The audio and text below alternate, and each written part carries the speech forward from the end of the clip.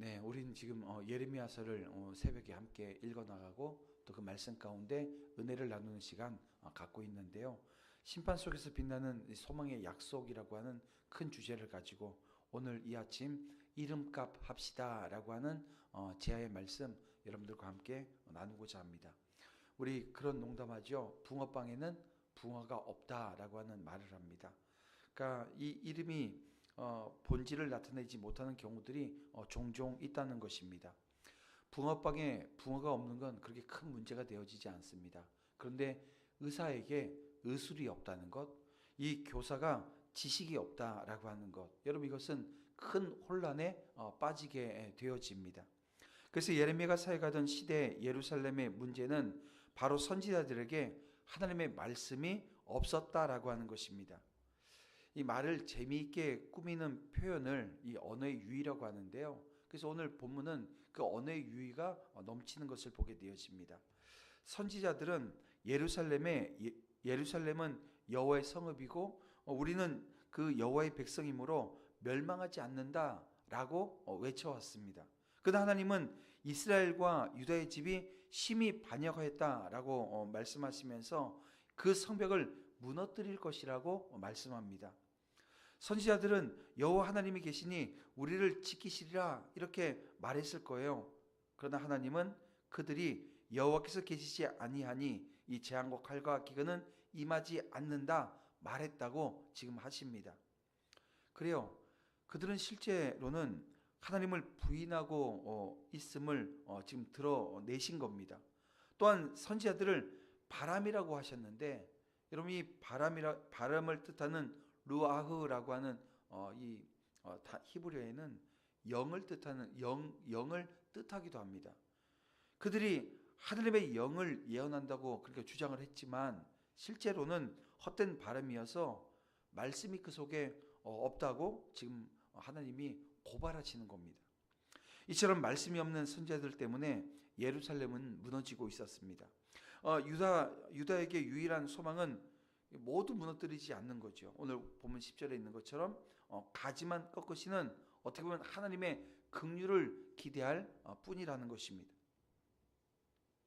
하나님은 말씀을 맡은 자들에게 이 무거운 책임을 지우십니다. 선지자는 단순히 이 메시지 전달자가 아니고요.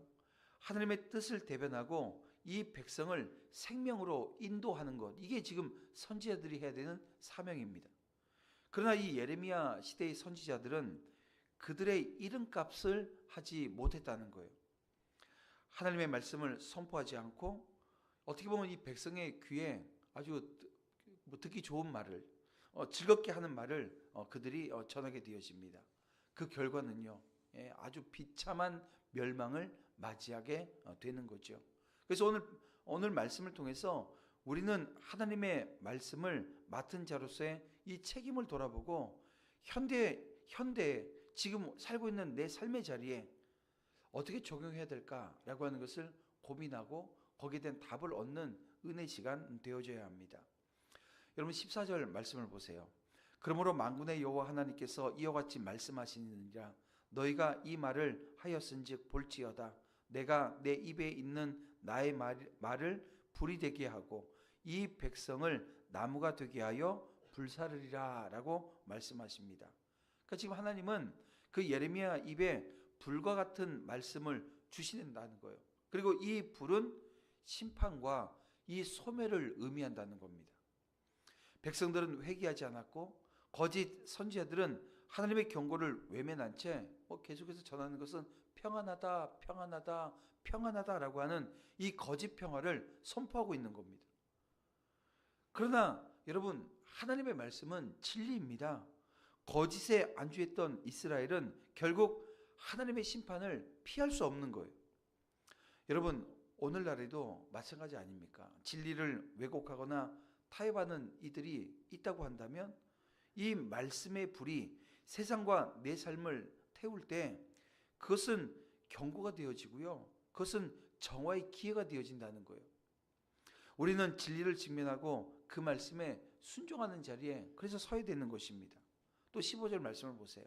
여호와의 말씀이니라 이스라엘 집이여 보라 내가 한 나라를 먼 곳에서 너희에게로 오게 하리니 곧 강하고 오랜 민족이라.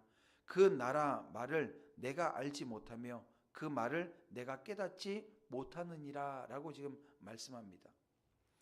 하나님은 유다를 심판하시기 위해서 이 바벨론이라고 하는 민족을 사용하시는데요. 역설적이게도 이 유다의 선지자들이 하나님의 말씀을 깨닫지 못하고 이 평안하다라고 하는 이 거짓말을 계속해서 퍼뜨린 것처럼 이제 유다는 바벨론의 언어를 이해하지 못한 채 그들에게 정복당하게 될 거라는 거예요. 이게 지금 언어의 위입니다. 하나님이 주시는 메시지, 말씀 이걸 받아야 되는데 엉뚱한 거짓말을 막 전하고 있어서 듣지 못하는 거예요. 알지 못하는 거예요. 하나님이 주시는 그 메시지를 이해하지 못하고 받지 못하는 겁니다. 엉뚱한 말 전하고 있으니까요. 그런데 멸망하러 온 바벨론이 말하는 말도 알아듣지 못합니다. 왜냐하면 처음 듣는 말들이기 때문이라는 거예요. 여러분, 하나님이 하시는 심판은 종종 우리가 이해하지 못하는 방식으로 다가올 경우들이 있습니다. 왜요? 오늘 우리가 무지해서. 왜요? 오늘 우리가 불순종의 자리에 섰기 때문에라는 거죠. 그래서 우리는 이 무지와 불순종은 예상치 못한 그 재앙을 초래하게 되어진다라고 하는 것도 오늘 우리가 다시 한번 기억해야 됩니다. 또 16절 17절 말씀을 보겠습니다. 그 화살통은 열린 무덤이요 그 사람들은 다 용사라.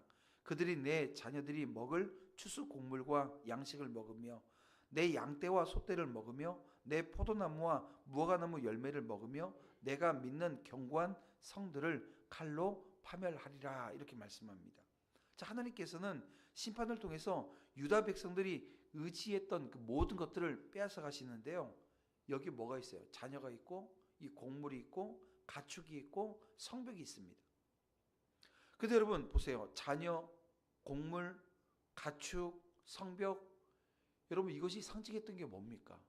하나님께서는 이 자녀들을 화살통에 많이 있으면 좋다. 그래서 이 자녀들이 많은 것을 이 축복으로 보셨어요.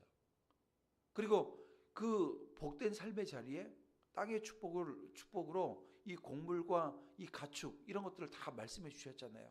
성벽은요, 요새 안전이라고 하는 것을 담보해 주시고. 그런데 이렇게 하나님께서 언약의 백성에게 주어진 축복의 상징들이었는데 이 말씀을 배척한 그들의 죄악은 이 축복을 상실하게 만들어 버릴 거라는 거예요. 그렇습니다. 오늘 우리의 가정과 이 공동체가 이 말씀에 순종해서 떠날 때 하나님이 주신 축복도 의미를 잃어버리는 거예요. 여러분 이것은 우리가 하나님께 돌아와야 될 이유 중 가장 강력한 이유입니다. 사랑하는 성도 여러분, 오늘 우리는 말씀을 맡은 자들입니다. 고린도전서 4장 1절 2절 말씀을 보면 바울이 오늘 우리에게 이런 말씀을 주세요. 사람이 마땅히 우리를 그리스도의 일꾼이요 하나님의 비밀을 맡은 자로 여길지어다. 그리고 맡은 자에게 구할 것은 충성이라고 말씀하고 있습니다. 여기서 그 하나님의 비밀이라고 하는 게 뭡니까? 바로 이 복음을 뜻하는 거잖아요. 그러니까 성도는 이 비밀을 맡은 청지기들입니다. 하나님의 말씀을 맡은 자들에게 이 충성은 아주 필수적인 덕목이고요. 그렇습니다. 이 말씀을 맡은 자로서의 책임을 다하는 자리에 저와 여러분 서야 된다는 거예요. 그 책임을 다하기 위해서 오늘 우리에게 필요한 건 충성인데요. 이 충성하려면 용기라고 하는 게 필요합니다. 바로 진리를 선포하는 용기를 오늘 우리가 가져야 된다는 거예요. 그리고 기도해야 합니다.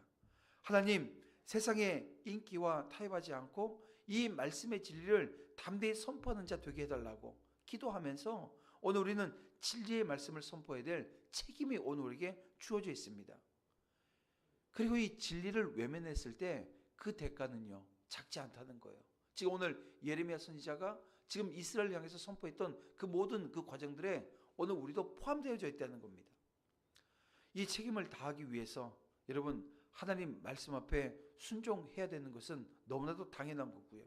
그러기 위해서 또 이런 기도를 합니다. 하나님, 제 삶에 그리고 이 공동체에 하나님의 말씀에 순종할 수 있는 은혜를 부어달라고 오늘 우리는 기도하면서 이 말씀을 삶의 기준으로 삼아서 살아가야 되고요. 또 그렇게 살아가게 되어질 때 오늘 우리는 이 재앙이 아닌 정말 이 평강을 누릴 수 있는 은혜의 자리에 서게 되어진다는 것입니다. 그렇게 마지막으로 오늘 우리는 이름값 받는 선지자 되어져야 합니다. 하나님께서 맡겨주신 직분이 있고 하나님께서 맡겨주신 사명을 우리는 기억해야 돼요. 그래서 충성스럽게 감당하게 해달라고 기도해야 합니다. 우리의 삶 자체가 하나님의 말씀을 드러내는 이 선지자적 사명 앞에 선지자적 사명을 오늘 우리는 살아내는 그 삶의 자리가 오늘 우리 가운데 이어져야 된다는 거예요. 이 예레미야 시대의 선지자들 어땠습니까? 이름값 하지 못했던 겁니다. 그러나 예레미야는 하나님의 말씀을 외쳤고 그의 사명은 오늘날까지 오늘 우리에게 교훈을 주고 있지 않습니까? 우리가 말씀에 순종하고 또 진리를 따를 때 하나님의 축복과 평강이 오늘 우리 삶에 임할 것입니다. 하나님의 말씀을 맡은 자로서 책임을 다하는 우리 믿음의 사람들 되어지기를 주님의 이름으로 축원함을 드립니다. 유다 백성은 하나님을 우리 하나님 여호와라 부르면서 어찌 우리에게 이렇게 행하셨냐고 물을 거예요.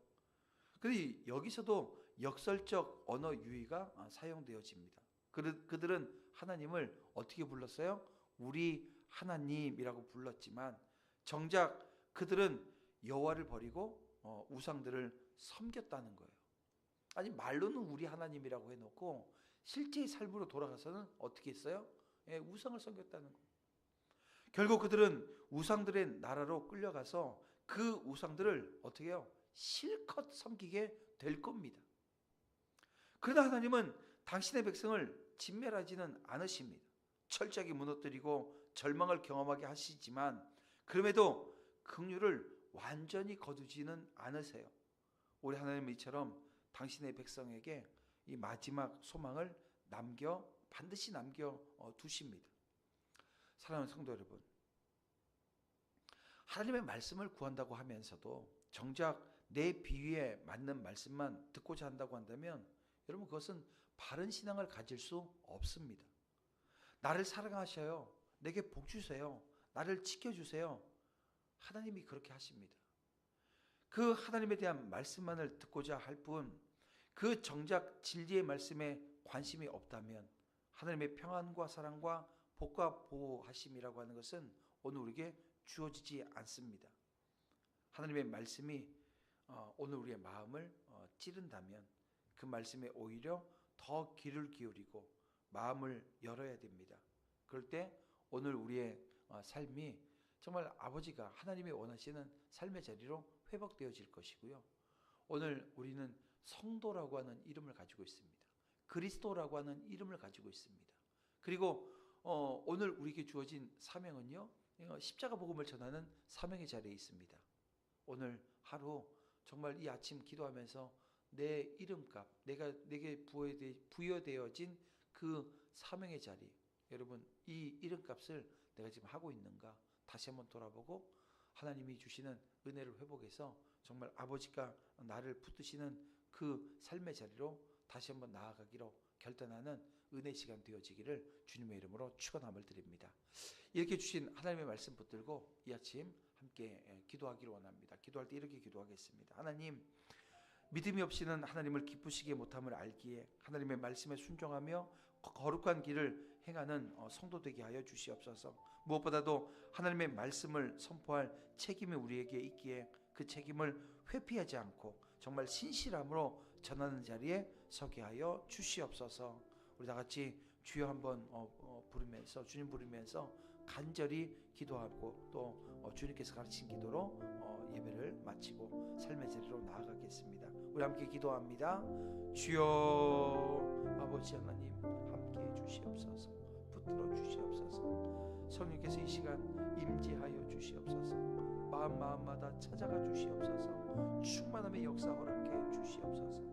아버지 하나님을 바라보며 나아갑니다. 믿음의 길을 걸어갈 때에 아버지 하나님 저에게 부여해 주신 사명이 있고 그 사명을 온전히 이루어낼 수 있는 하나님 그